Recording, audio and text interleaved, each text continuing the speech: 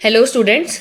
तो आज के इस वीडियो में हम अपना क्लासिफिकेशन वाला जो टॉपिक है रीजनिंग का वो स्टार्ट करने जा रहे हैं। ओके, सो मैं स्लाइड शो करती हूँ and just 1 second pen. Okay, so आज हम स्टार्ट करने जा रहे हैं क्लासिफिकेशन वाला टॉपिक अपना। इससे पहले वाली वीडियो में अगर आपने मेरा पुराना वाला वीडियो नहीं देखा है तो हमने इससे पहले वाली वीडियो में एनालॉजी डिस्कस कर लिया था। ठीक है, तो उसमें मैंने आपको पूरा एनालॉजी के टॉपिक समझाए थे, क्वेश्चन समझाए थे। ठीक है, और आपको कुछ होमवर्क में क्वेश्चंस भी दिए थे। सो आज के इस वीडियो में हम क्लासिफिकेशन को खत्म करेंगे पूरा इन दिस वीडियो। ओके, सो इस वीडियो में आपका पूरा क्लासिफिकेशन खत्म होगा इन वन शॉट। तो स्टार्ट करते हैं इंट्रोडक्शन से। ठीक है, तो सबसे पहले आपके कुछ बेसिक कंसेप्ट्स आएंगे इसमें। सो हम एक एक करके पढ़ते हैं क्या क्या पॉइंट्स है। सो क्लासिफिकेशन में क्या होता है कि to classify means to assign some particular characteristic to the various member or a part of a group and identify them on the basis of those particular characteristics only.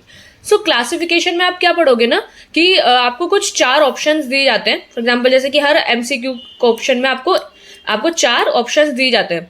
Her option में आपको कुछ ना कुछ similar होगा। ठीक है, तो यहाँ पे क्या बताना है आपको कि उन 4 ऑप्शन में से कोई 3 में तो आपका एक सिमिलैरिटी होगी और बाकी जो एक ऑप्शन होगा ना वो बहुत डिफरेंट होगा।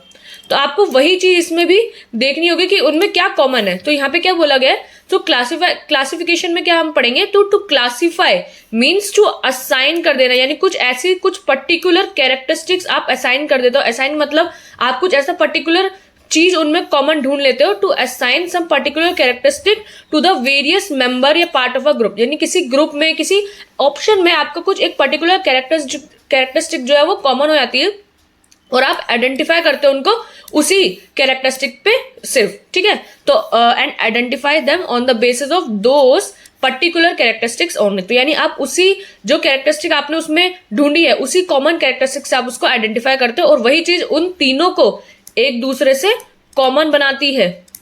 ठीक है, वो एक चीज एक पर्टिकुलर कैरेक्टरिस्टिक या एक पर्टिकुलर फीचर ही जो होगा जो आपको उन तीनों में कॉमन बनाएगा और एक को डिफरेंट कर देगा। तो वही ये डिफरेंट वाला जो ऑप्शन होगा ना, ये डिफरेंट वाला ऑप्शन यही आपको फाइंड आउट करना होगा कि कौन सा जो ऑप्शन है जो सबसे अलग है। ठीक है, तो वही हम क्लासिफिकेशन वाले टॉपिक में पढ़ते हैं और उसी टाइप के क्वेश्चन आपसे इसमें पूछे जाते हैं। ठीक है, सो एक बार सेकेंड पॉइंट पढ़ते हैं। So classification questions aim to test the skills of a candidate in determining the features of various things. ठीक है, तो क्लासिफिकेशन के जो क्वेश्चन अगर आप अच्छे से कर पाते हो तो ये क्वेश्चंस क्या टेस्ट करते हैं, किसी भी कैंडिडेट की स्किल्स टेस्ट करते हैं कि आप कितने अच्छे से किसी चीज के फीचर्स को अच्छे से आइडेंटिफाई कर पाते हो of various things and candidate has to answer which one is odd one from the group of 4 options. आपको 4 ऑप्शंस में से फाइंड आउट करना पड़ता है कि कौन सा जो ऑप्शन है वो ऑड वन आउट का है। ठीक है, ऑड वन आउट तो आपने बहुत पहले जब आप छोटे थे तब भी आपने काफी क्वेश्चंस करे होंगे। बचपन में काफी क्वेश्चन आते थे ऑड वन आउट के कि जब हमारे को 4 ऑप्शन दिए होते थे और उसमें से हमें पता लगाना होता था। फॉर एग्जाम्पल जैसे आपको एक ऑप्शन दे रखा है ब्लैक, दूसरा ऑप्शन दे रखा है व्हाइट, तीसरा ऑप्शन दे रखा है ब्लू, ठीक है, और चौथा ऑप्शन दे रखा है आपको स्काई। तो यहां पर अगर आप देखो तो ऑड वन आउट कौन सा है, तो ये चारों तो सेम है, मतलब ये तीनों तो कलर है। बट स्काई क्या है, स्काई तो कोई कलर नहीं होता ना, स्काई तो एक अलग चीज हो जाती है। स्काई तो आपका आसमान हो जाता है और ब्लैक व्हाइट ब्लू ये तीनों कलर हो जाते हैं। तो इसमें जब हम ऑड वन आउट के क्वेश्चंस करेंगे तो इन तीनों में कॉमन क्या हुआ कि इन तीनों में कॉमन यही है कि ये तीनों कलर है। ये कलर के डिफरेंट वो है पार्ट्स, मतलब डिफरेंट आपके एग्जाम्पल्स है। बट स्काई कोई कलर नहीं है, इसलिए ये इन तीनों से अलग है। तो यही आपका आंसर हो जाता है और यही आपका ऑड वन आउट का क्वेश्चन का हो जाता है। तो हम इसमें यही सब चीजें इसमें पढ़ते हैं। ठीक है, अब एक बार मैं इसको इरेज कर देती हूँ, जस्ट 1 सेकेंड। ठीक है, तो हम यही सारी चीजें इसमें डिस्कस करते हैं कि जब क्लासिफिकेशन के क्वेश्चंस को करते हो तो आपको यही फाइंड आउट करना होता है कि विच one is odd one from the group of 4 options. ठीक है, तो आपके 4 ऑप्शन में से कौन सा ऑप्शन जो है वो ऑड वन आउट का है and the odd one option shouldn't possess the skill which must be common among other 4 options. तो वही आपकी स्काई वाली बात हो गई कि जो ऑड वन ऑप्शन यानी जो इसमें अभी हमने एग्जांपल डिस्कस किया उसमें स्काई जो था एक ऑड वन आउट था। तो वो जो ऑप्शन होगा ना वो आपकी वही सेम कैरेक्टरिस्टिक पोजेस नहीं करता होगा, विच मस्ट बी कॉमन होगा अमंग अदर 4 ऑप्शन। जो दूसरे 4 ऑप्शन है उसमें जो चीज कॉमन है ना वो उस जो तीनों में ऑप्शन में कॉमन है वो उस चौथे में नहीं होगा। ठीक है, तो यही सब चीज हम इसमें पढ़ेंगे, यही टाइप के क्वेश्चन आप इसमें पढ़ते हैं। सो ये वाला क्वेश्चन, ये पॉइंट देखो, such questions are really scoring. तो स्कोरिंग तो ऑब्वियसली होता है होगा क्योंकि आपके 3 ऑप्शन में चीजें निकालनी कॉमन क्या है, और अगर आपने फाइंड आउट कर लिया कि चौथा जो है वो जो बिल्कुल ही ऑड वन आउट है तो आप फटाफट से आंसर मार्क कर सकते हो और इसमें एक अच्छा स्कोर कर सकते हो। So such questions are really scoring as they require minimum calculations if verbal. So अगर आपके नंबर वाले क्वेश्चन नहीं है, आपके नॉर्मल अल्फाबेट्स वाले क्वेश्चन है जिसमें आपको नॉर्मल फाइंड आउट करना है कि कौन सा अलग है, तो ये वाले क्वेश्चन में आपकी कैलकुलेशन भी बहुत कम होती है, तो आप फटाफट से इसमें कोई टाइम कंज्यूम नहीं होता, आपका टाइम कंज्यूमिंग नहीं होता है। ठीक है, नंबर वाले क्वेश्चन में थोड़ा हो सकता है कि भाई मतलब कैलकुलेशन करना होता है तो थोड़ा पता करने के लिए टाइम जाता है, बट अगर आपके क्वेश्चंस जो है वर्बल है यानी आपके अल्फाबेट्स वाले क्वेश्चंस हैं तो अगर आप उसमें फटाफट से ढूंढ लो कि आपके कौन से 3 ऑप्शन में क्या कॉमन है और चौथा कैसे अलग है, तो आप इसमें अच्छा स्कोर भी कर सकते हो और आपका टाइम भी वेस्ट इसमें नहीं होता ज्यादा। So let's understand how to solve various types of classification questions. तो अभी हम इस वीडियो में देखेंगे ही कि आपके कैसे टाइप के क्लासिफिकेशन क्वेश्चंस, हम कितने कितने टाइप्स आते हैं इसमें भी और कैसे इनको सॉल्व किया जाता है।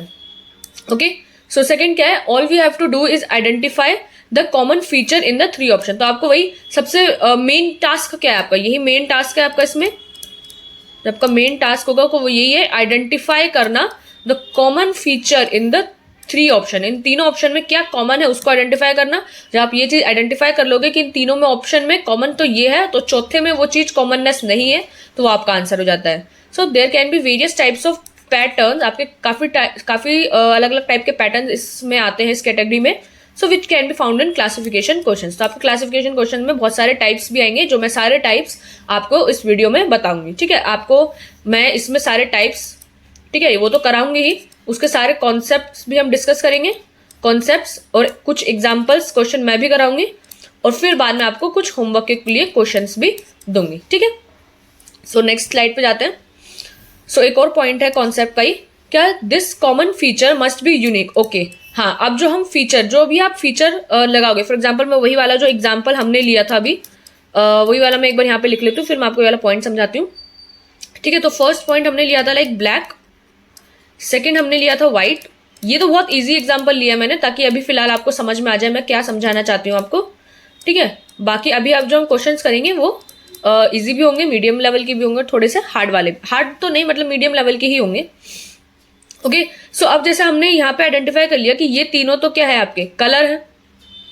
ठीक है, ये तीनों आपके कलर हैं, बट ये जो है वो कलर नहीं है। ये क्या है, ये तो आपका आसमान है, स्काई है, तो ये तो इसमें से कॉमन नहीं है, so that is your answer. और अब हमने क्या देखा, this common feature must be unique, तो ये यूनिक होना चाहिए कि कलर जो है, ये नहीं है कि मतलब ब्लैक और व्हाइट तो कलर आ रहा है बट ब्लू जो है वो कलर में नहीं आ रहा। मतलब आपने ले लिया कि 2 ऑप्शन में तो कॉमननेस है कि ये है, बट इन दोनों ऑप्शन में ये अलग अलग है, तो ऐसा नहीं होना चाहिए। जो यूनिकनेस है वो तीनों ऑप्शन में होनी चाहिए आपकी। ठीक है, तो this common feature must be unique. Second is ascertainable, यानी आप उसको आइडेंटिफाई कर सकते हो, ऐसा कुछ होना चाहिए। नॉन इमेजिनरी, इमेजिनरी नहीं होना चाहिए कि मतलब अपने मन में हाँ ऐसा होता है, असलियत में होना चाहिए। ठीक है, नॉन इमेजिनरी होना चाहिए वो। And must not be present in odd one option, और ये सबसे जरूरी बात कि ऑड वन आउट वाले ऑप्शन में वो चीज कॉमन नहीं होनी चाहिए, तभी तो उससे आपका वो आंसर आएगा। So while solving these questions one should have basic awareness about general knowledge. अब ये बहुत इंपॉर्टेंट बात कह दी इधर, क्या कि वाइल सॉल्विंग दीज क्वेश्चन, अब ये क्वेश्चंस को सॉल्व करते वक्त ना आपको थोड़ा सा देखो अवेयरनेस तो होनी चाहिए, क्योंकि तभी तो आप पता लगा पाओगे कि क्वेश्चन ये अलग कैसे है, ऑप्शन अलग कैसे है। तो थोड़ा बहुत आपको अवेयरनेस होनी चाहिए किन किन टॉपिक्स के बारे में, अबाउट जनरल नॉलेज, थोड़ा बहुत जीके आपको पता होना चाहिए, इंक्लूडिंग इसमें साइंस भी हो, ज्योग्राफी भी, हिस्ट्री, मैथ्स एक्सेट्रा, और मतलब आर्ट्स भी हो गया, लाइक आपका कभी कभार थोड़े कॉमर्स रिलेटेड या बिजनेस रिलेटेड भी थोड़ा सा आ जाता है। तो आपको एक नॉर्मल, एक बेसिक अवेयरनेस थोड़ी बहुत हर टॉपिक की होनी चाहिए, क्योंकि अगर आपको अवेयरनेस, आपको यही सब ही नहीं पता होगा तो आपको कैसे आप पता लगा पाओगे कि उन तीनों में ऑप्शन में मतलब 4 ऑप्शन आपको दे रखे हैं और आपको टर्म्स ही नहीं पता होंगी। फॉर एग्जाम्पल लेट्स से अगर आपको ये ब्लैक व्हाइट ब्लू कलर ही नहीं पता होते तो आप कैसे आइडेंटिफाई करोगे कि ये तीनों में कॉमन क्या है। आपको नॉलेज होगी, आपको अवेयरनेस थोड़ी बहुत टॉपिक्स के बारे में होगी, तभी तो आप पता लगा पाओगे कि ये चीजें हैं क्या।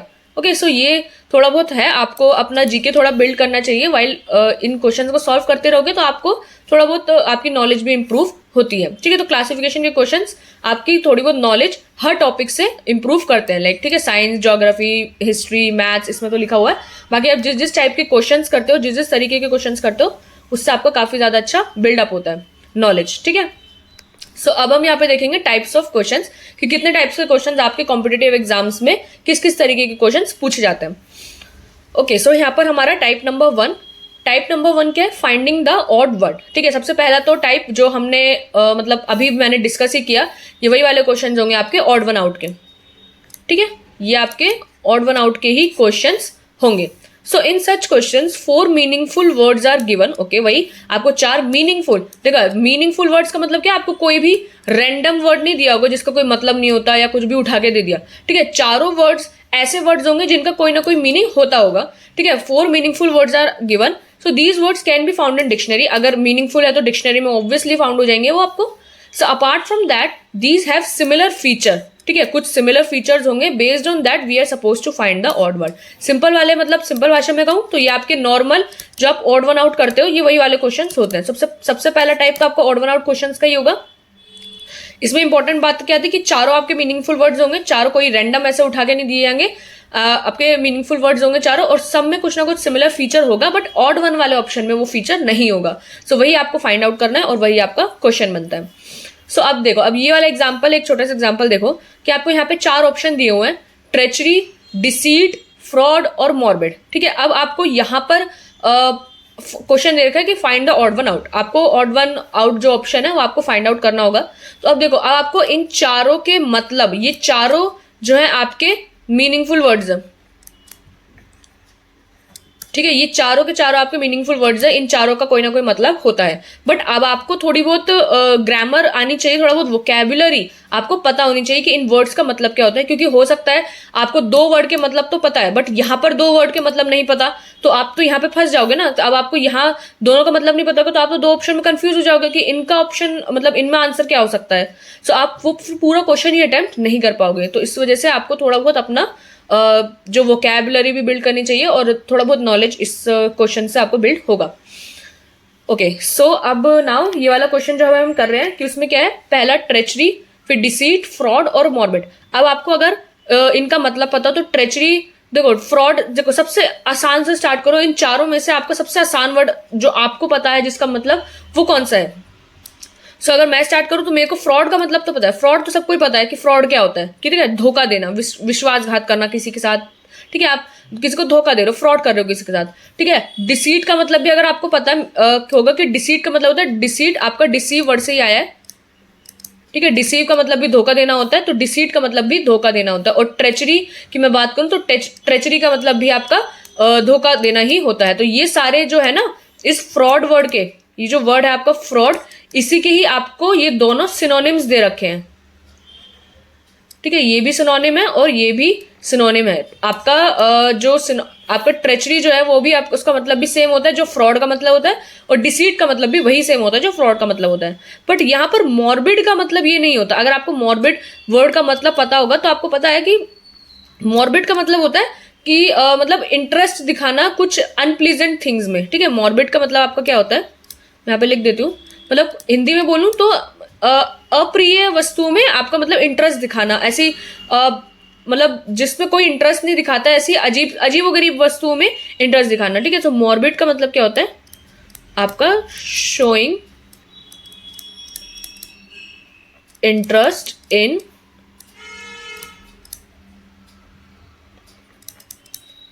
Unpleasant things. ठीक है, आपके अनप्लीजेंट थिंग्स में इंटरेस्ट दिखाना वो होता है मॉर्बिड। अब आप खुद सोचो, ट्रेचरी का मतलब धोखा देना होता है, डिसीट का मतलब आपका किसी के साथ विश्वासघात करना होता है, फ्रॉड तो होता ही धोखा देना है। तो ये तीनों तो कॉमन आ गए, मतलब धोखा धोखा धोखा, इन तीनों में तो ये है। बट मॉर्बिड का मतलब क्या धोखा देना होता है किसी को? नहीं, मॉर्बिड का मतलब तो अनप्लीजेंट थिंग्स में कुछ इंटरेस्ट दिखाना हो गया, तो ये तो अलग हो गया ना। तो that's why this is your answer. तो ये आपका आंसर हो जाता है।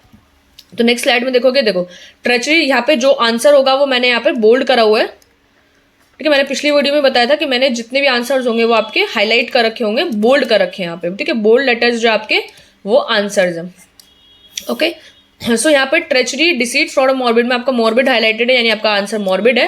और यहाँ पे मैंने एक्सप्लेनेशन भी दी हुई है आंसर की, क्यों कि here we can see that all except morbid are synonymous to each other. ठीक है, मैंने आपको बताया सिनोनिम्स है सारे फ्रॉड के, as they all mean falsehood. Falsehood यानी किसी को धोखा, यानी एक फॉल्स पिक्चर सामने बिठा देना। ठीक है, फॉल्स पिक्चर आप यहाँ पे लगा देते हो तो यानी ये धोखा हो जाता है, तो फॉल्सहुड पिक्चर बनाना। वाइल मॉर्बिड का मतलब होता है डिजीज्ड।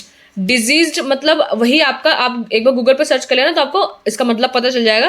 ठीक है, मॉर्बिड मीन्स डिजीज होता है, यानी कोई ऐसी बीमारी तो नहीं कह सकते, बट मॉर्बिड का मतलब यही होता है कि किसी ऐसी अजीब सी चीजों में इंटरेस्ट दिखाना। ठीक है, तो ये अलग हो जाता है इससे। So here we should have good vocabulary, तो यहाँ पे आपको दिख ही रहा है कि आपको वोकैबुलरी थोड़ी होनी चाहिए to solve such questions. Okay, so next question पे चलते हैं। सो नेक्स्ट क्वेश्चन नंबर 2 जो है आपका, अब ये 4 ऑप्शन दिए हुए हैं आपको, फीलिंग, जॉय, एंजाइटी और एंगर, और आपसे पूछे find the odd one out. अब आपको इन चारों के मतलब तो आपको पता होंगे। जॉय का मतलब तो खुश होना होता है, मतलब ये तो आपकी खुशी होती है। और एंजाइटी भी एक आपकी मतलब जिस कभी कभार एंजाइटी होती है ना, एंजाइटी का मुझे हिंदी वर्ड तो नहीं पता एंजाइटी को हिंदी में क्या कहते हैं, बट जैसे आपको पता होगा कभी कभार हमें कोई चीज़ की बेचैनी कहता है, आई थिंक हिंदी में, हाँ बेचैनी, एंजाइटी होना। ठीक है, और एंगर तो गुस्सा होता ही है आपका। ठीक है, तो और फीलिंग, देखो फीलिंग तो आपकी एक ब्रॉड टर्म आ गई ना। फीलिंग क्या है? फीलिंग तो आपकी एक ब्रॉड टर्म है, उसके अंदर आप अपनी बता रहे हो ना, जॉय यानी खुश होना, एंजाइटी यानी आपको बेचैनी होना, या एंगर माने गुस्सा होना, तो ये तो फीलिंग के अंदर की टर्म्स है, तो ये तीनों तो आपस में कॉमन हो गई। बट फीलिंग तो आपकी ब्रॉड टर्म हो गई ना आपकी, ये तो ब्रॉड हो गई, तो ये आपका थोड़ा अलग इसको बना रहा है, तो that is why that's your answer. ठीक है, सो आप आंसर में देखोगे तो देखो यहाँ पे फीलिंग ही हाईलाइटेड है, फीलिंग आपका आंसर हो जाता है। एंड यहाँ पे एक्सप्लेनेशन भी मैंने लिखी हुई है कि here joy, anxiety and anger are all the types of feeling. ठीक है, आपके ये सब फीलिंग के ही टाइप्स है, and feeling is a generic यानी ब्रॉड टर्म है, जनरल टर्म हो गई। So to solve this we need good knowledge of adjectives, तो आपको यहाँ पे थोड़ी एडजेक्टिव्स की नॉलेज होनी चाहिए, बाकी तो आपको पता लगाना ही है कि कौन सा इसमें अलग है। ओके, सो यहाँ पे एक थर्ड एग्जाम्पल भी मैंने लिया हुआ है, एक वाला क्वेश्चन भी करते हैं, फिर मैं आपको बाकी जो मैंने इसमें कुछ क्वेश्चंस लिए हुए हैं आपके लिए जो आप खुद से सॉल्व करोगे होमवर्क में। ठीक है, सो यहाँ पर स्कल, अपेंडिक्स, पेल्विस और फेबुला। अब देखो यहाँ पर थोड़ी सी, हाँ मैं कहूँगी कि यहाँ पे आपको नॉलेज होनी चाहिए किसकी, नॉलेज ऑफ साइंस, थोड़ी बहुत साइंस के टर्म्स की नॉलेज होगी तो थोड़ा आपको हेल्प मिलेगा, क्योंकि इन चारों में अलग क्या है, क्योंकि ये चारों की चारों जो है साइंस से रिलेटेड कुछ टर्म्स हैं आपकी।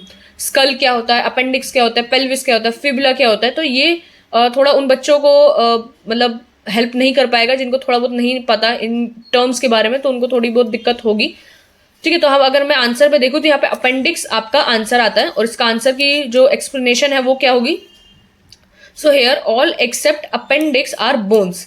अच्छा, तो अपेंडिक्स को छोड़ के ये सारी की सारी बोन्स है। स्कल तो आपको पता है, स्कल तो हमारा सर होता है, ठीक है, सर की हड्डी होती है, और पेल्विस भी आपकी एक हड्डी होती है, फिबुला भी आपकी एक हड्डी, सारी बोन्स के ही पार्ट्स है, बट अपेंडिक्स आपको बोन्स नहीं होता। So while appendix is an organ made of muscle. ठीक है, तो अपेंडिक्स आपका एक ऑर्गन होता है जो मसल से बना होता है। So to solve this we need basic knowledge of science, थोड़ी बहुत यहाँ पे साइंस की नॉलेज होगी आपको, तो आप चारों टर्म्स में जो अनकॉमन टर्म है वो आप आइडेंटिफाई कर सकते हो। ओके, सो यहाँ पर क्वेश्चंस फॉर यू में मैंने आप लोगों के लिए क्वेश्चंस लिए हुए हैं, जहाँ पे मैंने 5 क्वेश्चन लिए हुए हैं यहाँ पर। ठीक है, तो अब फॉर एग्जांपल जैसे मैं एक क्वेश्चन आपको सॉल्व करा देती हूँ, बाकी के कर लेना। ठीक है, यहाँ पे मैंने लिया हुआ लखनऊ, मुंबई, पंजाब और पटना। तो देखो ये फर्स्ट क्वेश्चन में मैं अगर बात करूँ तो लखनऊ, मुंबई, पटना, ये सारी के सारे टर्म्स जो है तो कैपिटल है। देखो कैपिटल है ये किसकी, ये कैपिटल है यूपी की। ठीक है, मुंबई जो है कैपिटल है महाराष्ट्र की, आपके महाराष्ट्र की कैपिटल है। पटना आपके कैपिटल है कहाँ की, बिहार की। ठीक है, तो बिहार की capital Patna, Mumbai Maharashtra and Lucknow UP. But Punjab आपका खुद ही एक स्टेट है, पंजाब की कोई ना कोई कैपिटल होगी, बट ये पंजाब एक आपका स्टेट है, तो that's why this is your answer. और आपके जो आंसर्स मैंने बताए सारे के आंसर्स आपके हाईलाइटेड है बोल्ड लेटर्स में। ठीक है, तो आपका पंजाब यहाँ पे हाईलाइटेड है, तो आपका पंजाब आंसर है, उसका रीजन भी मैंने आपको बता दिया। बाकी के जो क्वेश्चन है वो आप खुद से सॉल्व करना। ठीक है, इससे आपकी प्रैक्टिस होगी। ठीक है, मैंने यहाँ पर आपको दिखाई दिए हैं, अगर आपको यहाँ पे स्क्रीनशॉट लेना हो तो मैं इंक इरेज कर देती हूँ सारी। ठीक है, ये आप स्क्रीनशॉट ले सकते हो, फिर आप सॉल्व करना इनको घर पे अपने, ये और एक इसका स्क्रीनशॉट ले लो। ठीक है, तो अब हम टाइप नंबर 2 पढ़ते हैं कि टाइप नंबर 2 क्या है आपका। So finding the odd pair of words, अब आपको ऑड पेयर ऑफ वर्ड्स को फाइंड आउट करना है। अभी तक हम ऑड वर्ड्स फाइंड आउट कर रहे थे, बट अब यहाँ पे आप ऑड पेयर फाइंड आउट करोगे वर्ड्स के। ओके, सो देखते हैं क्या है। In such questions 4 options are given, वही बात है 4 ऑप्शंस आपको दिए होंगे, and each option has a pair of words. अब यहाँ पे एक वर्ड नहीं होगा, यहाँ पे पेयर गिवन होंगे that can be found in dictionary obviously and hence meaningful. तो आपके डिक्शनरी में फाइंड आउट हो रहे तो मीनिंगफुल वर्ड्स होंगे, क्योंकि यहाँ पे पेयर ऑफ वर्ड्स जो होंगे वो गिवन होंगे, and each 3 pair depicts a relationship among each other and this relationship is common in all the 4 pairs but can't be found in 4th odd one pair। ठीक है, तो आपका जो तीनों पेयर होंगे वही बात है जैसे जो अभी हम ऑड वर्ड्स डिस्कस कर रहे थे, वही कंसेप्ट यहाँ पर है, बस डिफरेंस क्या है, यहाँ पर पेयर का डिफरेंस है। ठीक है, तो ईच 3 पेयर आपके वही सेम रिलेशनशिप डिपिक्ट करेंगे एक दूसरे में, बट और ये जो रिलेशनशिप होगा वो कॉमन होगा, बट चौथे पेयर में वो रिलेशनशिप फाइंड आउट नहीं हो पाएगा। ठीक है, तो we are suppose to find that odd pair and which doesn't possess that common relationship, जिसमें वो रिलेशनशिप कॉमन नहीं होगा वही आपका आंसर होगा और वही आपको फाइंड आउट करना है। सो फॉर एग्जाम्पल आप एग्जाम्पल्स देख लेते हैं एक बार। ठीक है, तो ये आपको एग्जाम्पल्स मैंने लिखे हुए हैं, फिर से सॉल्व करते हैं। क्वेश्चन नंबर 1 है आपका, lion roar, snake hiss, frog bleat and bees hum. तो अब आपको ये पता होगा ना, तो ये तो आपके एनिमल हो गया कोई, यानी आपको कोई भी एनिमल, या यहाँ पे वो भी दे रखे हैं, इंसेक्ट्स भी हैं, बीज भी है। ठीक है, एनिमल या इंसेक्ट कोई भी जो है यहाँ पर, और ये जो है उसकी साउंड है जो वो साउंड निकालते हैं। ठीक है, तो ये तो आपको पढ़ के समझ में आ गया होगा इस फर्स्ट ऑप्शन से कि लायन रॉर, लायन दहाड़ता है तो उसको रॉर कहते हैं, तो ये ऑप्शन जो है एनिमल है और उसका साउंड दे रखा है वो भी करेक्ट है। स्नेक हिस करता है, ये भी करेक्ट है। फ्रॉग ब्लीड, तो कोई फ्रॉग ब्लीड नहीं करता, बट बीज और हम, बीज हम करती है। तो आप अगर आपको ये नहीं भी पता ना कि फ्रॉग की साउंड क्या होती है, तो आप ये देख सकते हो बीज हम, तो ये तो आई थिंक मतलब सबको पता होता है, बीज हम करती है, लायन रॉर करता है और स्नेक हिस करता है। ठीक है, तो आपको यहाँ पे अलग ही दिख रहा है कि फ्रॉग और ब्लीड ही बचा लास्ट ऑप्शन, और यही आपका आंसर भी होगा। तो आपको क्वेश्चन में यही था, find the odd pair from above, and देखो यहाँ पर यही आंसर है, फ्रॉग ब्लीड। ठीक है, आंसर की एक्सप्लेनेशन में देख सकते हो, इन all the pairs the second word is the sound made by the animal which is also the first word. तो आपका फर्स्ट वर्ड क्या है, एनिमल, और जो सेकेंड वर्ड है उसका साउंड है। So but in the pair of frog bleed वाले पेयर में, bleed is the sound made by sheep not frogs. तो आपको पता है ब्लीड जो है वो शीप का साउंड है, ना कि फ्रॉक्स का। तो फ्रॉक्स का साउंड, फ्रॉक्स तो कुछ टर टर करते हैं ना, तो वो ब्लीड में नहीं आता। ब्लीड जो है ये साउंड, ये शीप्स का है, तो ये अलग है और इसलिए ये गलत भी है और ये ऑड वन आउट है। ओके, सो ये वाला क्वेश्चन हो गया हमारा। सो क्वेश्चन नंबर 2 में क्या है, protein, marasmus, sodium, rickets, iodine, goitre and iron anaemia. Okay, so ये पढ़ के तो आपको समझ में आ गया होगा कि ये जो है जिसकी डेफिशिएंसी से ये डिजीज होती है, ये आपकी डिजीज है, और ये जिसकी डेफिशिएंसी से ये होती है डिजीज, उसका नाम दिया हुआ है डेफिशिएंसी। ठीक है, जिसकी होती है, फॉर एग्जांपल अगर प्रोटीन की डेफिशिएंसी होती है तो मेरास्मस होता है, सोडियम की होती है तो रिकेट्स, ये सब आपको दिया हुआ है। अब आपको यहाँ पर ये पढ़ के थोड़ा साइंस की नॉलेज होनी चाहिए, वही बेसिक साइंस आपका यहाँ पे होना चाहिए, तभी आप इस क्वेश्चन में अलग बता पाओगे। सो यहाँ पर जिस चीज की डेफिशिएंसी से वही करेक्ट डिजीज लिखी है या नहीं, वही आपका यहाँ पर आंसर हो जाता है। तो आप देख सकते हो नेक्स्ट यहाँ पे सॉल्यूशन में, तो आपका सोडियम और रिकेट्स जो है वो आपका यहाँ पर हाईलाइटेड है, यानी ये आपका आंसर है। क्यों? So in all the pairs the second word describe the disease, तो आपका सेकेंड वर्ड डिजीज है, and caused by the deficiency of element which is first word. So जो फर्स्ट वर्ड दिया उसकी डेफिशिएंसी से जो डिजीज होती है वो आपका सेकेंड वर्ड है, और फर्स्ट वर्ड आपका जिसकी डेफिशिएंसी है वो। So but in the pair of sodium और रिकेट्स वाले पेयर में, rickets is being caused by deficiency of vitamin D not sodium. तो रिकेट्स जो एक ऐसी डिजीज है जो होती है विटामिन डी की कमी से, यानी अगर विटामिन डी की डेफिशिएंसी होती है किसी के अंदर तो रिकेट्स होता है, सोडियम की उससे नहीं होता है। ठीक है, तो सोडियम की वजह से नहीं होता, और दैट्स वाई आपका जो है आंसर है, और ये गलत है क्योंकि ऑड वन आउट है। प्रोटीन की डेफिशिएंसी से मेरास्मस होता है, आयोडीन से गोइटर होता है, एंड आयरन से अनेमिया होता है, बट सोडियम से रिकेट्स नहीं होता, तो ये आपका आंसर है और ये आपका अलग ऑप्शन है। ओके, सो नेक्स्ट पे चलते हैं एक बार। सो क्वेश्चन नंबर 3 आपका क्या कहता है, valley, depth, good, bad, high, low, black, white. तो फाइंड द ऑड पेयर। तो आपको पता है गुड और बैड ये तो ऑपोजिट हो गया, एक गुड माने अच्छा, बैड माने बुरा, हाई ऊपर, लो नीचे, ब्लैक व्हाइट, तो ये बिल्कुल जस्ट ये तो ऑपोजिट वर्ड चल रहे हैं ये सारे के सारे।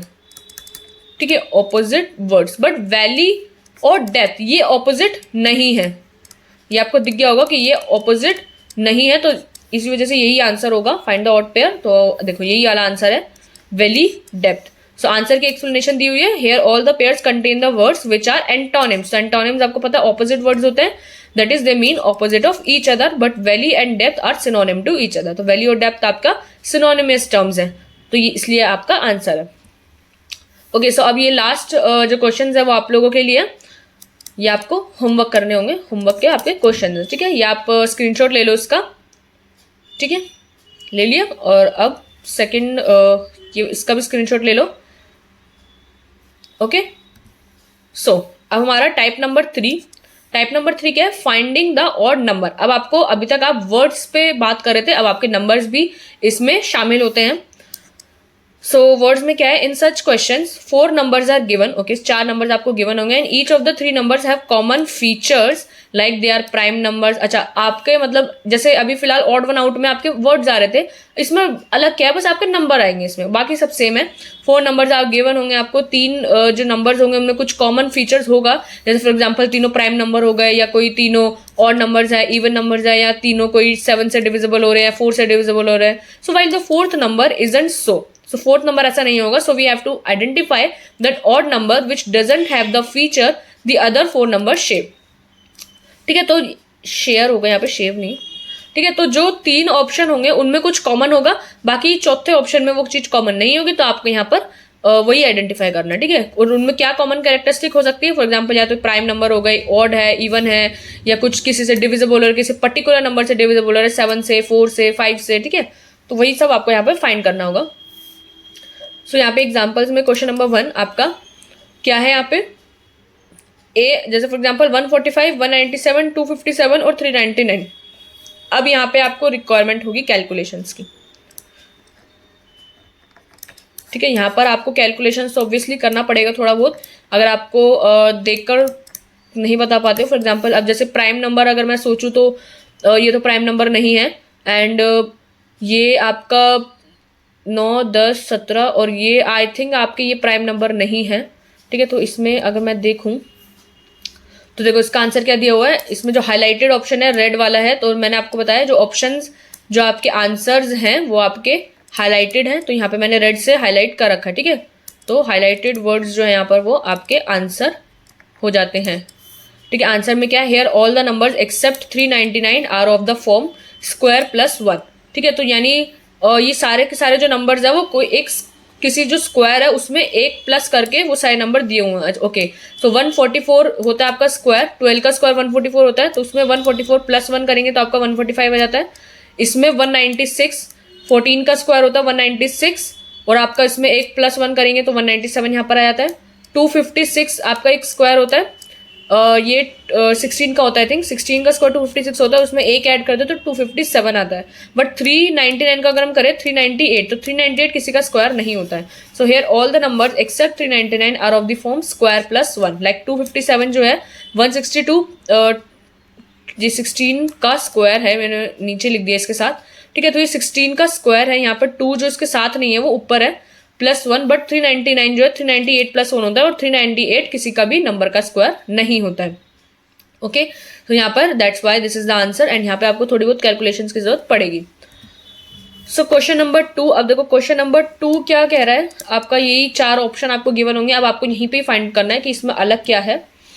तो यहाँ पे जैसे बी ऑप्शन आपका आंसर है, तो यहाँ पर अगर आप एक्सप्लेनेशन देखो, so here in all the options the pattern depicted is like this कि 3759 जो है आपका 7 + 9 is equals to 2 × 3 + 5 that is 16 is equals to 2 × 8, but 2936 is not following the pattern. तो अगर मतलब जैसे इन्होंने समझाया हुआ है, जैसे 3759 है तो उसमें ये वाली टर्म 7 और 9 वाली टर्म अगर हम इसको ले तो 7 और 9 आपका कितना हो जाता है 16, 7 + 9 आपका 16 होता है, इज इक्वल्स टू जो आपका बचे हुए टर्म्स यानी ये 3 और 5 बचा आपका, ये 3 + 5 का डबल चल रहा है, यानी 16 इज इक्वल्स टू 5 और 3 8 होता है, एंड 8 × 16।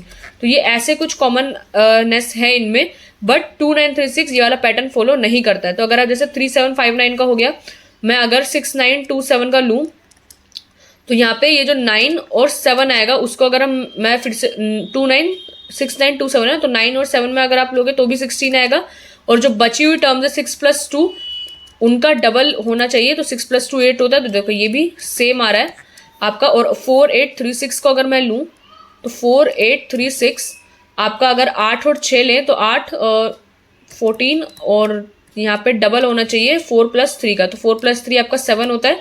देखो यहाँ पर भी सेम आ रहा है। बट अगर आप 6 9 2 7 में लो, और सॉरी 2 9 3 6 में लो यहाँ पर, तो 2 + 6 आपका 8 होता है। एंड बचा हुआ जो टर्म है 2 और 3 वो आपका 5 एंड 5 2 10, तो ये आपका इसलिए इक्वल नहीं आ रहा है। So that's why this is your answer. देख रहे हो इसमें थोड़ा बहुत पैटर्न आपको समझना पड़ेगा और इसमें थोड़ी बहुत आपका टाइम जा सकता है। ओके, सो ये वाला जो है क्वेश्चन नंबर 3, एक बार क्वेश्चन नंबर 3 देखो, इसमें क्या बोल रहा है।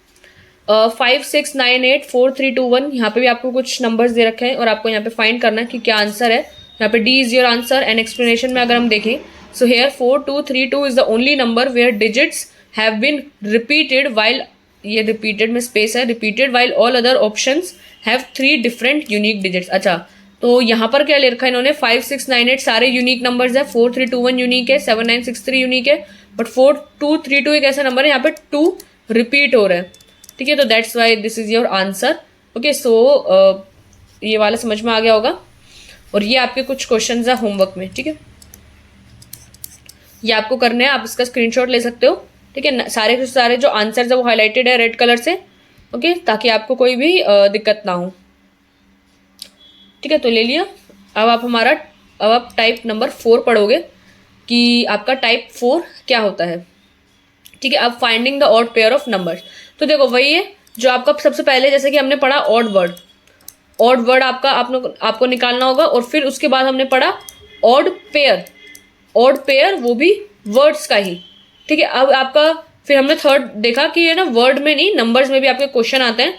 सो आपका कोई क्वेश्चन जो है ऑड नंबर्स में आया, और फिर जो फोर्थ आपका आया वो ऑड पेयर ऑफ नंबर्स। तो यही आपका पैटर्न चल रहा है। तो अभी तक तो सेम ही है, मतलब पहले नंबर्स में आप डिस्कस कर रहे थे, पहले आप वर्ड्स में डिस्कस करते हैं, अब आप नंबर्स में डिस्कस करोगे। सो ऑड वर्ड पढ़ लिया और फिर ऑड पेयर ऑफ वर्ड्स पढ़ा, फिर नंबर्स पढ़ा, तो ऑड पेयर ऑफ नंबर्स पढ़ेंगे अब हम। ठीक है, सो यहाँ पे क्या है, in such questions 4 options are given. वही each option has a pair of number, हर ऑप्शन में आपको एक पेयर ऑफ नंबर दिया होगा। Each 4 pair depicts a relationship, चारों पेयर में कोई ना कोई रिलेशनशिप होगा among each other, and this relationship is common in all the 3 pairs but can't be found in 4th odd one pair. So वही same line लिख रखी है कि इन चारों में आपका रिलेशनशिप कुछ ना कुछ पेयर में होगा, बट ये रिलेशनशिप कॉमन होगा तीनों पेयर में, बाकी चौथा पेयर आपका अलग होगा। तो वही आपको फाइंड करना है। So we are suppose to find that odd pair which doesn't possess that common relationship. तो आपको वही जो कॉमन रिलेशनशिप फॉलो नहीं करा उसी को फाइंड आउट करना है। सो अब हम यहाँ पे एग्जाम्पल देख लेते हैं। तो क्वेश्चन नंबर 1 में क्या है, जैसे यहाँ पे आपको odd pair of numbers they रखे हैं, तो आपको यहाँ पे ऑड वन आउट ढूंढना होगा। सो 140 एंड 45, और सेकेंड ऑप्शन जो है आपका 110 और 35। अब आपको यहाँ पर थोड़ा बहुत देखना पड़ेगा। तो यहाँ पे जो आंसर है वो सी दे रखा है, क्यों, तो आपका एक्सप्लेनेशन यहाँ पे दिए हुए कैसे। The pattern seen here is first number -5, जो आपको पहला नंबर दिया है, अगर आप उसमें से 5 माइनस करो और फिर 3 को डिवाइड करो तो आपका सेकंड नंबर आ रहा है। ओके, सो जैसे कि एग्जांपल एक दिया हुआ है कि लाइक 140 आपको दिया हुआ है, तो 140 45 वाला अगर ये जो पेयर है, अगर आप इसमें से पहला नंबर, तो फर्स्ट नंबर है, जैसे पैटर्न ये वाला पैटर्न दिया हुआ है ना, आपको जो पैटर्न है आपका ये वाला फॉलो हो रहा है। ठीक है, ये आपका पैटर्न फॉलो हो रहा है। और बोला हुआ है कि जैसे फर्स्ट नंबर में से 5 माइनस करो, तो फर्स्ट पेयर में जैसे 140 है, तो 140 में से 5 माइनस कर देंगे तो हमारा 135 आ जाएगा। फिर अगर आप उसको 3 से डिवाइड करो तो ये हो जाएगा 3 4 12 एंड 3 5 15, तो 45 जो कि आपका सेकेंड पेयर गिवन है। ठीक है, बट 130 वाले पेयर में ये चीज़ कॉमन नहीं है। अच्छा, तो फर्स्ट वाला तो ऑप्शन हो गया। बी वाला जो ऑप्शन है 110 का, उसमें से अगर आप 5 माइनस कर दो तो आपका 105 आता है, और फिर आप इसको 3 से डिवाइड करोगे तो इसका आंसर 35 आता है। तो that is also in the second pair. And D वाला जो ऑप्शन है आपका 80 में से अगर आप 5 माइनस कर दो तो ये आपका 75 आता है। फिर आप 3 से डिवाइड करोगे तो आपका इसका 3 5 15, तो 25 ही आपका सेकेंड पेयर है। बट आपका जो सी वाला ऑप्शन है 100 का, तो 100 - 5 इज 95, एंड फिर आप इसको 3 से डिवाइड करोगे तो ये 3 से डिवाइड ही नहीं होगा, क्योंकि 95 इज नॉट डिविजिबल फ्रॉम 3। सो आपका आंसर यहाँ पर इसलिए ये अलग है। तो 130 जो है ये आपका आंसर आता है। सो क्वेश्चन नंबर 2, ठीक है, क्वेश्चन नंबर 2 में क्या है, 7 26 8 30 10 35 13 और 44। तो यहाँ पर भी आपको ऑड वन आउट फाइंड करना होगा कि क्या है। सो 830 इज योर आंसर यहाँ पर। सो आंसर की एक्सप्लेनेशन अगर आप देखो, so here the pattern is second number जो है is equals to first number into 3। Okay, so first number का ट्रिपल इंटू 3 करके +5 करोगे तो आपका सेकेंड नंबर आता है। फॉर एग्जाम्पल जैसे लाइक इन 726 वाले पेयर में अगर आप देखो, सो जो सेकेंड नंबर है, सेकेंड नंबर यानी 26, जो बड़ा वाला नंबर आपका आंसर आना चाहिए, फर्स्ट नंबर को पहले आप 3 से मल्टीप्लाई करोगे, यानी 7 इंटू 3 करोगे, फिर आपका जो आंसर आएगा उसमें +5 करोगे। तो 7 3 21, 21 + 5 इज 26। सो दैट्स वाई ये मैच कर रहा है। सी वाला ऑप्शन में अगर मैं देखूँ तो आपका आंसर 35 आना चाहिए, और 10 में अगर आप इंटू 3 + 5 करोगे तो 10 3 30 + 5, ये आपका 35 आ जाएगा। थर्ड ऑप्शन जो 44 आना चाहिए, एंड 13 इंटू 3 + 5 करो तो 13 3 39, एंड 39 + 5 इज 44। बट आपका जो बी ऑप्शन है 8 और 30 वाला, तो 30 आपका आंसर आना चाहिए, एंड 8 3 24, और 24 + 5 आपका 29 होता है, 30 नहीं होता है। तो दैट्स वाई ये आंसर नहीं आएगा, और यही आपका ऑड वन आउट ऑप्शन है। ठीक है, सो यहाँ पर आपको समझ में आ गया होगा। सो क्वेश्चन नंबर 3 अगर मैं देखूँ, सो एग्जाम्पल्स में क्या है, इसमें 21, 49, 24, 64, 25, तो ये इसमें भी आपको फाइंड करना ऑड वन आउट। सो अगर यहाँ पर हमारा आंसर जो है सी है, तो अगर हम यहाँ पे देखें कि आंसर में 21 एंड 49 आपका have 7 as a common factor. Okay, so ये 7 का मल्टीपल है, 7 3 ये 7 7 और 24 और 64 have 8 as a common factor. अच्छा, इनमें भी कुछ ना कुछ कॉमन है, ये 8 के मल्टीपल है दोनों। 81 एंड 36 भी आपके 9 का कॉमन फैक्टर है, बट 25 और 54 में कोई भी कॉमन फैक्टर नहीं है। ओके, तो यहाँ पे जो क्वेश्चन है वो कॉमन फैक्टर पे आ गया, कि मतलब जो आपके ये हर पेयर में कुछ ना कुछ कॉमन है। फर्स्ट पेयर 21 और 49 में 7 का कॉमन है, 7 3 21, 7 7 49। इसमें 8 का कॉमन है, 8 3 24, एंड 8 8 64। फोर्थ में 9 9 81 9 4, तो 9 कॉमन फैक्टर, इधर 7 कॉमन फैक्टर, इधर 8 और इधर 9, बट इधर कोई कॉमन फैक्टर नहीं है, क्योंकि 5 का स्क्वायर तो 25 होता है, एंड 54 तो कभी भी 5 से मल्टीप्लाई होगा ही नहीं। ठीक है, तो that's why that's your answer. Okay, so अब ये जो कुछ क्वेश्चन है ये आपके होमवर्क के लिए, ठीक है, ये आप स्क्रीनशॉट ले सकते हो उसका, और ये क्वेश्चंस आपको करने होंगे। ठीक है, ये कुछ 5 क्वेश्चंस लिए मैंने, तो 5 क्वेश्चंस आपको इसमें करने होंगे। Okay, so type number 5, fifth type है आपका फाइंडिंग द ऑड लेटर्स, और आई थिंक ये आपका लास्ट टाइप है। ठीक है, तो ये आपका लास्ट है टाइप ऑफ क्वेश्चंस में से, जिसमें आपको फाइंड करना होता है ऑड लेटर्स। ओके, सो अब यहाँ पे हमने अल्फाबेट्स तो कर ही लिए, वर्ड्स कर लिए, नंबर्स कर लिए। अब यहाँ पर ये ऑड लेटर्स क्या, ऑड लेटर्स तो फिर से वही आपका अल्फाबेट में आ जाएंगे, बट अभी तक हमने जो करा ना वो मीनिंगफुल वर्ड्स थे। जैसे अभी आप इसमें पढ़ोगे, in such type of questions 4 options contain random group of letters. ठीक है, अभी इसमें जो होंगे ना वो रैंडम लेटर्स होंगे। अभी तक जितने भी आपने क्वेश्चंस करे वर्ड्स वाले, वो सारे के सारे आपके मीनिंगफुल वर्ड्स थे, जो मैंने अभी आपको बताया भी था, उसमें लिखा भी था कि मीनिंगफुल वर्ड्स हैं जिनका आप मतलब डिक्शनरी में आराम से फाइंड कर सकते हो, इनका कोई मतलब है। बट ये जो होंगे ना ऑड लेटर, यानी ये आपके रैंडम लेटर्स होंगे कुछ भी, ठीक है, उसमें आपको फिर पैटर्न फाइंड करके इसमें आंसर फाइंड करना होगा। तो these random group of letters have common pattern. ठीक है, in random group of letters में कोई ना कोई कॉमन पैटर्न होगा, and this pattern is common in all the 3 options but can't be found in fourth odd one. तो आपके fourth जो ऑड वन ऑप्शन होगा उसमें ये पैटर्न आपको फाइंड नहीं, वो आपको नहीं मिलेगा, तो वही पैटर्न आपको फाइंड आउट करना है, and we are suppose to find that odd one which doesn't possess that common pattern. तो जिसमें ये कॉमन पैटर्न नहीं होगा वही आपको फाइंड करना है ऑब्वियसली। सो यहाँ पर बस अलग क्या है कि ये वर्ड्स में अल्फाबेट्स में काउंट नहीं हो, मतलब आपके अल्फाबेट्स में तो आएगा, बट वर्ड्स जो हमने अभी तक पहला टाइप करा उसमें आपका ये काउंट नहीं होगा। क्यों? क्योंकि उसका रीजन है क्योंकि वो सारे मीनिंगफुल वर्ड्स वो आपके ऐसे वर्ड्स जो आप डिक्शनरी में फाइंड करते हो, ठीक है, जिसका मतलब होता है, बट इनका कोई मतलब नहीं है, जस्ट एक रैंडम लेटर आपको लिए गए हैं यहाँ पर। ठीक है, तो इसमें आपको कॉमन पैटर्न जो होगा वो फाइंड आउट करना होगा। ठीक है, सो अब यहाँ पे एक एग्जाम्पल देखो क्वेश्चन नंबर 1 का। ठीक है, क्वेश्चन नंबर 1 क्या दे रखा है, अब आपको जैसे यहाँ पे 4 ऑप्शन दे रखा है, DECB GDFE, ये चारों के चारों आपको कुछ ना कुछ पैटर्न दे रखा है। अब आपको यहाँ पे बताना है कि इसमें कोई ऑड वन आउट कौन सा है। तो देखो यहाँ पर ऑड वन आउट अगर आप देखो तो ये कोई वर्ड्स तो है नहीं, यहाँ पर क्या इनमें से किसी का मतलब है, तो ये आपके मीनिंगफुल वर्ड्स नहीं है।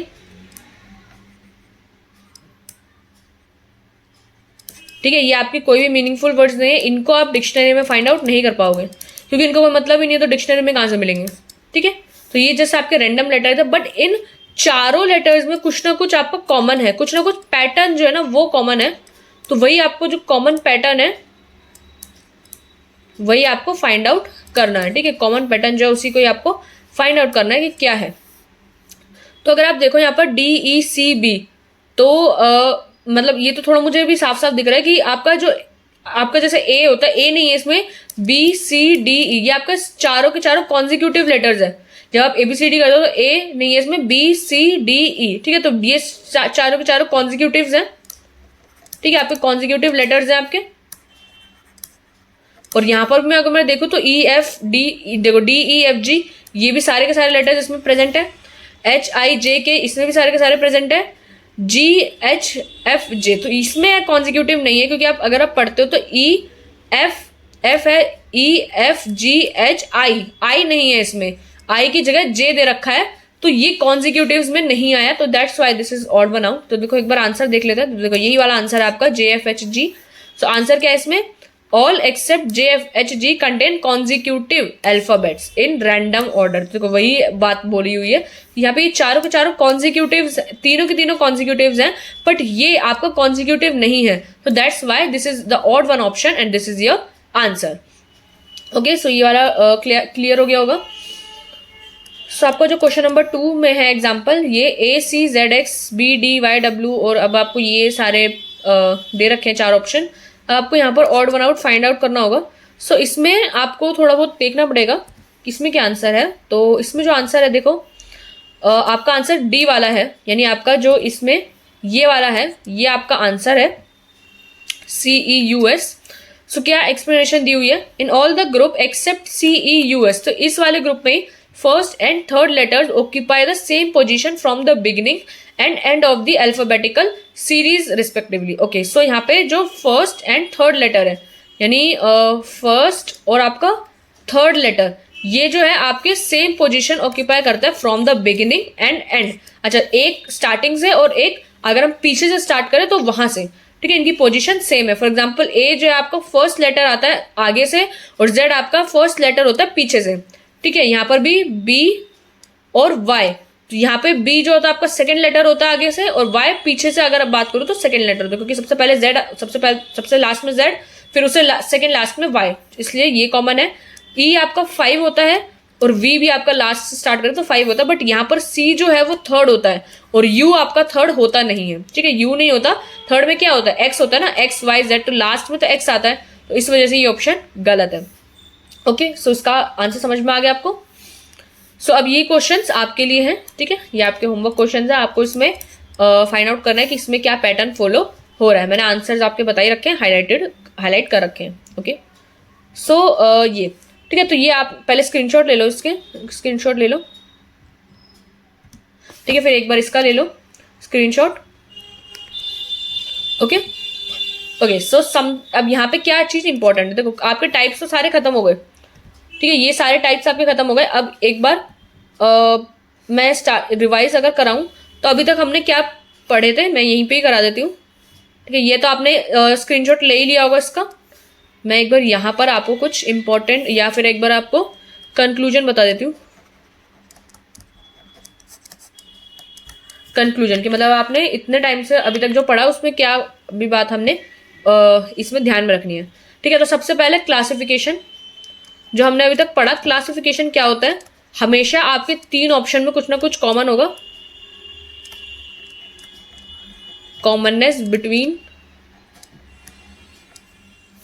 3 ऑप्शंस, मतलब कुछ ना कुछ कॉमननेस होगी तीनों ऑप्शंस में, like commonness between 3 options but not present in 4th option, but not है, but not present in 4th option. आपका जो 4th ऑप्शन होगा उसमें ये चीज प्रेजेंट नहीं होगी, तो कॉमननेस होगी between 3 option but not present in 4th option. और वो क्या कॉमन टर्म्स हो सकती है, कॉमन टर्म्स लाइक, क्या क्या कॉमन टर्म्स हो सकती है आपकी, फॉर एग्जाम्पल आपके कुछ भी एरिया में, फॉर एग्जाम्पल साइंस में, आपके मैथ्स में, आपके अल्फाबेट्स में, कुछ भी आपका कॉमन हो सकता है। ठीक है, कॉमन टर्म्स लाइक लेट से आपके फॉर एग्जाम्पल साइंस हो गया, साइंस, हिस्ट्री, ज्योग्राफी, मैथ्स, ठीक है, आपके थोड़े कॉमर्स से रिलेटेड हो गया, ठीक है, या बिजनेस से रिलेटेड हो गया, कुछ भी एनवायरमेंट से रिलेटेड भी हो सकता है, ठीक है। तो आपको कुछ भी कॉमननेस यहाँ पर आ सकती है। अगर मैं दूसरी बात करूं इसमें, तो यहाँ पे टाइप्स, जो हमने अभी तक टाइप्स पढ़े वो टाइप्स कौन कौन से थे? पहला हमने पढ़ा ऑड वर्ड। ऑड वर्ड यानी जहां पर आपको सिर्फ एक वर्ड फाइंड आउट करना है उसका ऑड, ठीक है, आपको सिर्फ एक ऑड वर्ड फाइंड आउट करना है चारों ऑप्शन में से। टाइप पहला odd word out, odd word out, ठीक है, ऑड वर्ड आउट। यहाँ पे आपको 4 वर्ड्स गिवन होंगे जिनका कोई ना कोई मतलब होता है, चारों मीनिंगफुल वर्ड्स होंगे आपके, और उसमें से आपको एक ऑड वर्ड फाइंड करना होता है। सेकेंड टाइप जो आपने पढ़ा ऑड पेयर ऑफ वर्ड्स, ठीक है। ऑड पेयर ऑफ वर्ड्स में आपने जो पेयर गिवन होते हैं, यहाँ पे सिर्फ एक वर्ड नहीं, यहाँ पे आपको 2 वर्ड्स गिवन होते हैं पेयर्स में, तो आपको उसमें से ऑड पेयर फाइंड आउट करना होता है। उन पेयर में कुछ ना कुछ कॉमन होता है रिलेशनशिप, और आपको इधर फाइंड आउट करना होता है। थर्ड में आपका आता है ऑड नंबर्स। ऑड नंबर्स आपको यहाँ पर सिर्फ एक पेयर में नहीं होगा, इसमें सिर्फ नंबर्स गिवन होंगे, उसमें कुछ ना कुछ रिलेशनशिप यानी कुछ ना कुछ पैटर्न बेसिकली यहाँ पे फॉलो होता है। ऑड नंबर में बेसिकली नंबर्स में आपका पैटर्न आता है, ठीक है, ऑड नंबर्स में। और यहाँ पर फोर्थ में आता है आपका odd pair of numbers. Odd pair of number, जहाँ पे पेयर में आ जाते हैं नंबर्स और उसमें कोई ना कोई कॉमननेस होती है, तो आप यहाँ से फाइंड आउट करते हो। और लास्ट ऑप्शन जो आपने पढ़ा ऑड लेटर्स। लेटर्स में क्या है आपके यहाँ पे कुछ, यहाँ पे लेटर का मतलब नहीं होता। फॉर एग्जांपल ये जो आपको एग्जांपल दिख रहे होंगे यहाँ पर, इनका कोई मतलब नहीं है, कोई मीनिंगफुल वर्ड्स नहीं होते, बट इनमें कुछ ना कुछ पैटर्न होता है, वही आपको फाइंड आउट करना होता है कि क्या पैटर्न है, ठीक है। तो ये 5 टाइप के क्वेश्चन क्लासिफिकेशन वाले टॉपिक में आते हैं यहाँ पे, ठीक है। क्लासिफिकेशन में आपके ये 5 तरीके के क्वेश्चन आते हैं।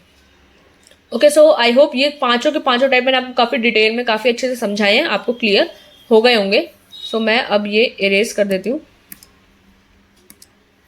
ओके, सो हम अब ये पढ़ते हैं समथिंग इम्पॉर्टेंट में क्या है, ठीक है।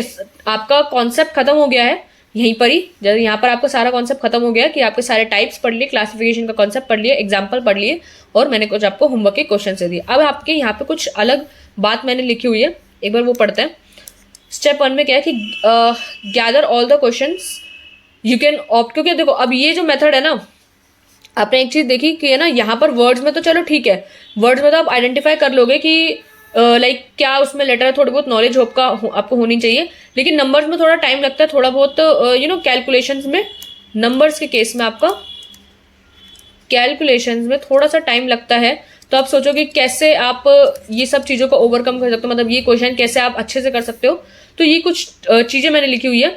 तो स्टेप 1 में क्या है, आपको क्या इसके अगर आपको प्रैक्टिस करनी है, इस टॉपिक पे आपको मास्टरी करनी है अपनी, ठीक है, इस टॉपिक को अच्छा अपना एक स्ट्रॉन्ग साइड बनाना है, इसको तो स्ट्रॉन्ग टॉपिक बनाना है, उसके लिए कुछ स्टेप्स मैंने यहाँ पे लिखे हैं, इसको फॉलो करना आप। तो gather all the questions you can on the topic of classification, जितना आप क्वेश्चन इसमें सॉल्व कर पाते हो, जितना आप क्वेश्चंस गैदर कर पाते हो उसको करो। So go through the questions given in the Gradeup app. एक ग्रेडअप ऐप है, उसमें आप क्वेश्चंस गिवन होते हैं, तो आप उधर जाके भी देख सकते हो। तो जितनी ज्यादा क्वेश्चंस आप सर्च कर सकते हो उसके लिए करो। So just gather all the question from all the credible sources. हाँ, ये चीज इंपॉर्टेंट है कि आपको क्रेडिबल जो सोर्सेज है ना, जेन्युइन एप्स, जेन्युइन सोर्सेज से ही आपको क्वेश्चन लेने होंगे।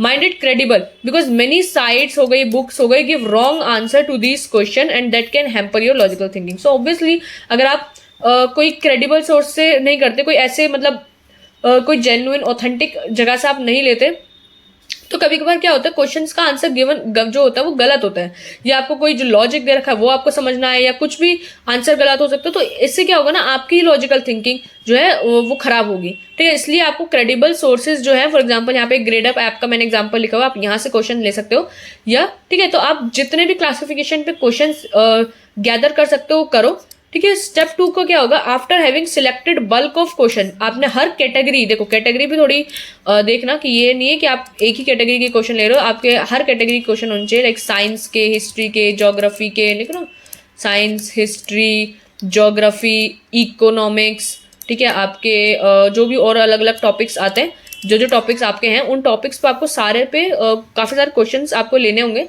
After having selected bulk of question, start practicing the question. फिर आप क्वेश्चंस प्रैक्टिस करने हैं, and read the options try answering without timing yourself. हाँ, ये सबसे इंपॉर्टेंट है। बहुत से लोग क्या होता है ना, स्टार्टिंग में टाइमिंग्स लगा देते हैं कि मेरे को 10 क्वेश्चन करने हैं 10 मिनट में, ठीक है, तो मैं कैसे करूंगा। तो ऐसे अगर आप स्टार्टिंग में अपने आप को बाउंड करोगे ना कि आपको इतने क्वेश्चन इतने टाइम में करने हैं, तो ऐसे आप स्किल्स डेवलप नहीं कर पाओगे अपनी, ठीक है। ये लॉजिकल थिंकिंग को आप डेवलप नहीं कर पाओगे, क्योंकि ये लॉजिकल थिंकिंग टाइम से आती है, थोड़ा सोचने पर आती है कि क्यों, क्या चीज पैटर्न जो उसमें अलग है, क्या चीज अलग है, ठीक है। तो इसलिए आपको पहले स्टार्ट जब करोगे तो विदाउट टाइमिंग योरसेल्फ आपको वो चीजें स्टार्ट करनी होगी। जब आप धीरे धीरे समझने लग जाओगे, लॉजिक समझने लग जाओगे, पैटर्न्स को आइडेंटिफाई करना सीख जाओगे, तब आप टाइम लगा के करना, ठीक है। तो स्टार्टिंग में बिल्कुल टाइम नहीं लगाना अभी। So read the options, try answering without timing yourself and check the answer, understand the logic. सबसे इंपॉर्टेंट है यहाँ पर लॉजिक को अंडरस्टैंड करना। जो भी आप क्वेश्चन करो, अब देखो जैसे आप क्वेश्चन करोगे तो हो सकता है या तो वो आपका सही हो जाएगा या हो सकता है वो आपको गलत हो जाएगा। तो दोनों के पीछे आपको कभी भी कोई क्वेश्चन अगर आप ठीक भी करते हो ना, तो आपको हमेशा लॉजिक को अंडरस्टैंड करना पड़ता है कि आपने जो क्वेश्चन सही करा है, क्या आपने जो लॉजिक सोचा था उसी लॉजिक से वो क्वेश्चन ठीक है। अगर वो उसी लॉजिक से क्वेश्चन ठीक है तो बहुत अच्छी बात है, लेकिन अगर आपने तुक्का मार के या कुछ भी अपना अलग लॉजिक लगा के उसको ठीक करा, लेकिन उसका लॉजिक ऐसा नहीं था, अलग था, तो वो भी आपको समझना होगा। क्योंकि बेसिकली यहाँ पे जो सारी बात होती है वो लॉजिक की होती है कि क्या लॉजिक से वो क्वेश्चन को बनाया गया है। अगर आप एक क्वेश्चन में तुक्का मार के लिया तो ये तो ना हर क्वेश्चन में तुक्का मार लोगे। तो आपको लॉजिक बहुत ज्यादा इंपॉर्टेंट है, लॉजिक को समझना। तो आपने पहले क्वेश्चंस को सिलेक्ट कर लिए सारे कि कहाँ कहाँ से आप क्वेश्चन इसके करोगे। क्वेश्चन सिलेक्ट करने के बाद आपको बिना टाइम लगाए आपके स्किल्स डेवलप करने हैं, आपने अपने लॉजिक को डेवलप करना है। लॉजिक समझ के start gradually and continue the practice, practice करते रहनी है। ओके, सो स्टेप नंबर 3 में क्या है, after solving 50 to 100 questions you will start getting comfortable with the types of question patterns. तो ये बहुत बड़ी बात है इसमें कि अगर आप आफ्टर सॉल्विंग 50 to 100 क्वेश्चन, ये तो एक जनरल लिखी हुई है कि मतलब कोई बिगिनर से बिगिनिंग से स्टार्ट करता है, स्टार्टिंग से स्टार्ट करता है, तो 50 से 100 क्वेश्चन तो आपको लगेंगे कंफर्टेबल होने में, ठीक है। मैं यहाँ पर क्या कह रही हूँ, कंफर्टेबल होने में आपको इन क्वेश्चन से इतने क्वेश्चन लगेंगे।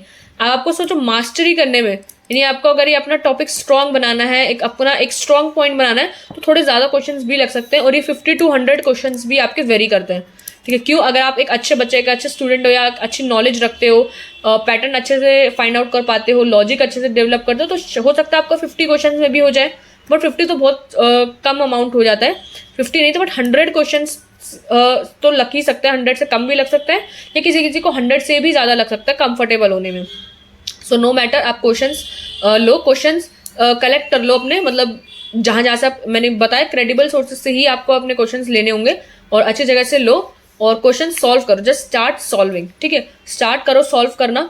और कंफर्टेबल होने में थोड़ा टाइम लगेगा, लॉजिक बिल्ड करने में हमेशा टाइम लगता है, ठीक है। तो बिल्ड योर लॉजिक, ये सबसे इंपॉर्टेंट है, बिल्ड योर लॉजिक। ये अगर आपने बिल्ड कर लिया अपने अच्छे से तो क्लासिफिकेशन के क्वेश्चन आप आराम से कर लोगे। So after solving 50 to 100 question you will start getting comfortable with the types of questions pattern, ठीक है। आपको क्वेश्चन पैटर्न्स के सही लगने लगेंगे and it will take you less time to decipher the pattern. So आप ये जो कोड है ना, डेसिफर यानी क्रैक कर लेना, आप आराम से जो पैटर्न है उसको क्रैक कर लोगे। क्वेश्चन में क्या पैटर्न लग रहा है उसको आप आराम से क्रैक कर लोगे, कि समझ लोगे कि क्या पैटर्न लग रहा है और क्या इसमें आंसर होना चाहिए, ठीक है। So step 4, after practicing hundreds of questions with the techniques described above, अगर आप ऐसे करते हो और बहुत सारे क्वेश्चन सॉल्व करते हो तो you will be able to attempt one classification question in hardly a minute. यानी अगर आप देखो, जो लोग होते हैं ना जो 1 मिनट में आराम से क्वेश्चन को देखकर समझ जाते हैं कि हाँ इसमें ये पैटर्न लग रहा है और आंसर निकाल लेते हैं, सही भी होता है उनका आंसर, तो उसके पीछे काफी सारी प्रैक्टिस होती है। ये सब कोई 1 या 2 दिन में नहीं सीखा जाता, इसके पीछे उन्होंने भी काफी सारी प्रैक्टिस करी होती है, काफी टाइप के क्वेश्चंस करे होते हैं। जब आप जितने ज्यादा क्वेश्चंस करते हो ना, उससे आपका माइंड भी बिल्ड होता है, आपका माइंड बिल्ड होता है, आपका लॉजिक बिल्ड होता है, आपके टॉपिक की अंडरस्टैंडिंग बिल्ड होती है,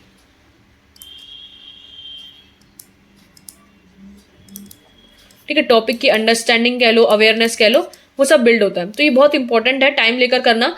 सो जब आप बहुत सारे क्वेश्चंस को प्रैक्टिस कर लोगे तो आप बहुत फटाफट से क्वेश्चन का आंसर निकाल ही लोगे in hardly a minute, that too flawlessly, ठीक है। So this is the mastery stage, ये स्टेज होती है मास्टरी की, ये अभी नहीं आएगी। मैंने बताया ना 50 से 100 क्वेश्चन करने में तो आपकी कंफर्टेबल वाली स्टेज आएगी, यानी आपको लग रहा है कि हाँ मैं अब थोड़ा बहुत करने लायक हो गया हूँ, कि अब मैं मतलब ज्यादातर क्वेश्चन ठीक कर लेता हूँ।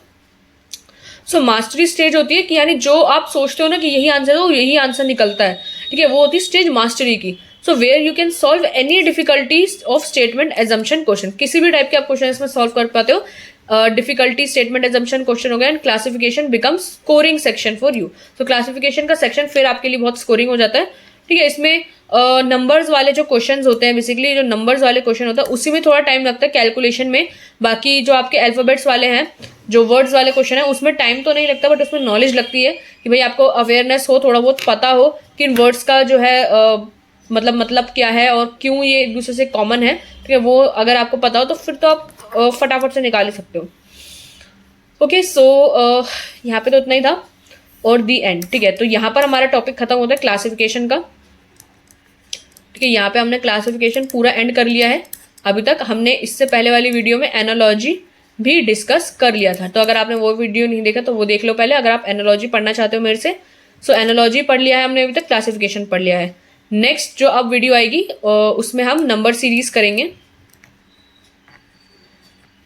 ठीक है, नेक्स्ट वीडियो इस पर आएगी आपकी. ओके, सो आई होप ये सब क्लियर हो गया होगा. अगर आपको इसका स्क्रीनशॉट वगैरह कुछ लेना है तो मैं इंक इरेज कर देती हूँ.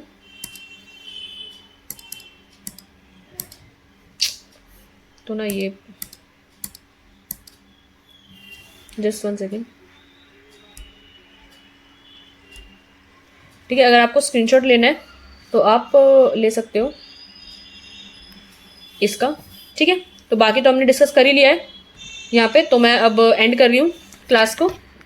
Okay, so just 1 second.